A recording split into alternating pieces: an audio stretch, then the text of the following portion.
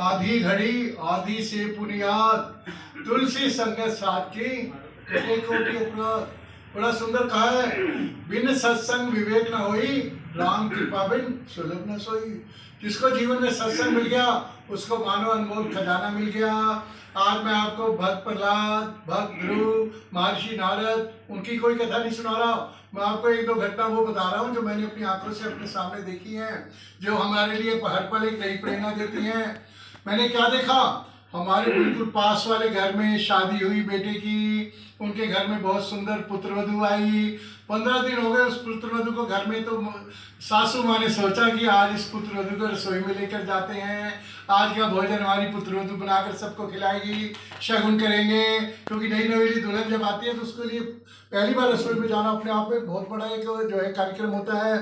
सासू माँ बड़े प्यार से नहला धुला के दोनों अपना रसोई में पहुंची। सासू माँ ने कहा, बेटे आज रसोई आपने बनानी है, गर्मा गर्म परोठे बना दो, एक दो सब्जियां बना दो, ताकि सभी आपके हाथ से बनी हुई रसोई का आनंद ले। पुत्रवधू ने क्या कहा, माता जी मुझे तो रसोई में परोठे बनाने नहीं आते, सब्जी बनाने भी नहीं आती।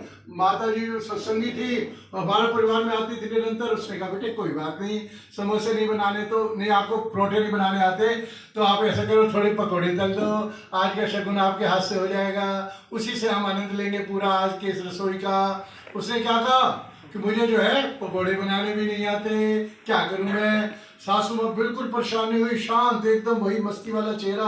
बेटे कोई बात नहीं, आपको पकौड़े बनाने नहीं आते तो चाय का एक कप बना दो, उसके साथ बिस्कुट रख के हम नाश्ते में सभी को दे देंगे। सब पुत्रवधू ने क्या कहा, मुझे तो चाय बनानी भी नहीं आती। माँ सत्संगी जीव थी, बिल्कुल भी उसके चेहरे पर निराशा या किसी तरह की इरिटेशन नहीं आया। माँ बोले, ऐसा करो बेटी कोई बात नहीं, एक एक गिलास पानी का लेके चलते हैं सभी के लिए, और मैं भी आपके साथ चलती हूँ। और हम जो डाइनिंग रूम में सभी को वो एक एक गिलास पानी पिलाते हैं। उसने जाकर 4 गिलास पानी के लिए और जो टेबल पर जाकर रखे, और सभी ने वो पानी का गिलास पिया। सासू माँ ने क्या किया, जो सत्संग में जाती थी हमेशा, उसने शाम को अपनी एक सुंदर सी अंगूठी जो 2 तोले की थी अपने पुत्रवधू को गिफ्ट किया कि आज शगुन हुआ, तू रसोई में गई आज हमारे घर, और हमारे लिए बड़े भाग्य की बात है, तेरे जैसी सुशील पुत्रवधू मिली हमें। और पुत्रवधू पर तो मानो घड़ों पानी गिरा। बोली, मैंने आज कुछ भी नहीं बनाया, उसके बाद मेरी माँ मेरी इतनी तारीफ कर रही है। उसको अंदर से कुछ शर्मिंदगी महसूस हुई। अगले दिन सासू माँ उसको अपने साथ रसोई में लेकर गई, उसे आटा गूंदना सिखाया।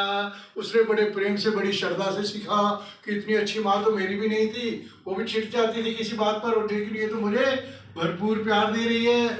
और 2 महीने में मैंने देखा, मेरे पड़ोस में वो घर है, उनकी जो पुत्रवधू सैकड़ों तरह के व्यंजन बनाने सीख गई। अब तो उसको शौक लग गया, अखबार में देखती है कोई नई रेसिपी आती है तो उसको जाकर बनाने का प्रयास करती है, और घर के परिवार को क्या कर रही है, वो नई नई रेसिपी खिलाकर पूरा आनंदित कर रही है। देखिए हमारे सामने क्या पोजीशन थी, या तो वो सास इरिटेट होकर, क्रोधित होकर उसके परिवार वालों को फोन करती, कैसी लड़की दे दी आपने हमें, हमारा तो भाग्य ही फूट गया।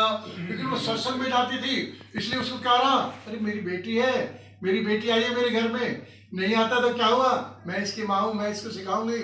एक और बड़ी सुंदर घटना जो हमें प्रेरणा देती है, मैं रोहतक से रेवाड़ी के लिए बस में बैठा।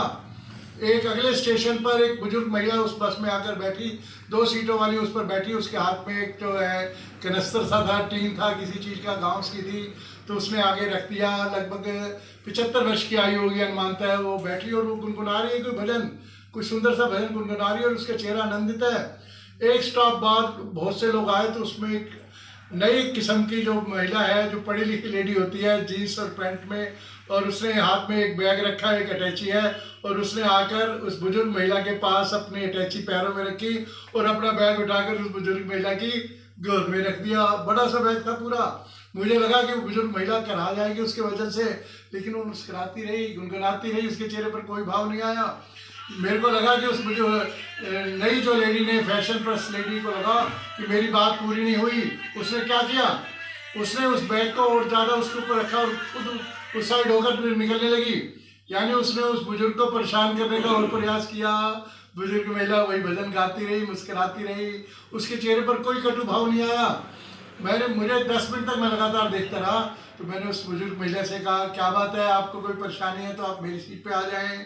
बुजुर्ग महिला ने क्या कहा, बात मेरी ध्यान से सुनना। अरे भैया क्या फर्क पड़ता है, छोटी सी तो यात्रा है, इसमें आपस में हम प्यार से नहीं बैठेंगे तो कैसे बात बनेगी। मैंने 2 स्टॉप बाद तो उधर ही जाना है, मैंने कोई हमेशा यहाँ थोड़ी रहना है, मैं इसका आनंद ले रही हूँ पूरा। देखिए उस बुजुर्ग महिला ने जो बात की, छोटी सी यात्रा है, मेरे को मानो मस्तिष्क में एक बिजली कौन गई। अरे हम भी तो एक छोटी सी यात्रा में तो निकले हैं, हमारी यात्रा कब पूरी हो जाएगी हमें नहीं पता, लेकिन अब इस यात्रा में आपस में कैसे रहना है। उस बुजुर्ग महिला ने क्या संदेश दिया, सत्संगी महिला ने, परमात्मा से जुड़ी महिला ने संदेश दिया उस बुजुर्ग ने कि इस जीवन यात्रा जो हमारी छोटी सी है, इसमें हमने हमेशा तो रहना नहीं है, तो आपस में कैसे रहना है, हमने प्यार से मिलकर आनंद से खुशियां बांटते हुए, खुशियां लुटाते हुए। कोई हमें, हमारे पास प्रतिकूल परिस्थिति आती है, कोई हमें तंग करता है, क्या फर्क पड़ता है, कोई हमने हमेशा थोड़ी बैठे रहना है।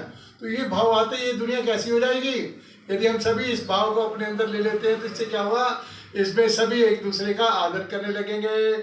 और मुझे लगता है जो लेडी थी जो उसे परेशान कर रही थी, वो भी अंदर ही अंदर कहीं ना कहीं लज्जित जरूर हुई होगी, क्योंकि उस बुजुर्ग महिला ने क्या लेसन दिया, छोटी सी तो यात्रा है, हम सब इसका क्यों ना मिलकर आनंद ले।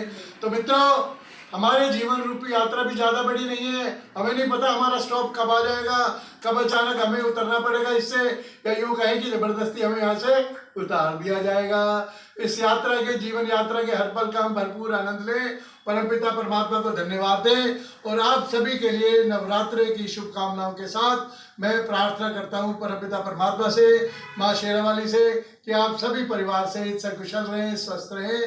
प्रेम से बोलो जय माता दी।